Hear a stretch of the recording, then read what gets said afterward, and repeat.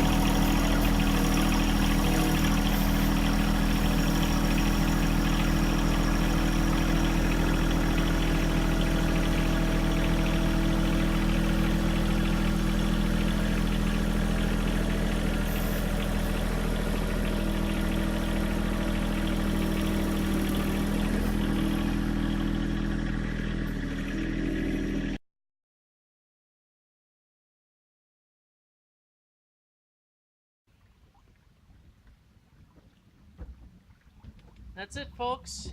It did it. Backhoe and bridge are happy together.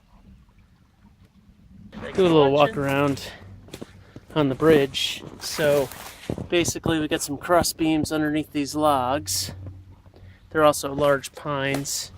Wish I had hickory or cedar, but pine will do. These are pretty large pines, you can see. Based on, that's the small one, the bigger one's on the other side. And bridge is tall to allow the stream to flow nicely. And then with a bunch of, there's the end log supporting the stringers. And we've layered up some logs and dirt, give it some stability. And that's what we have.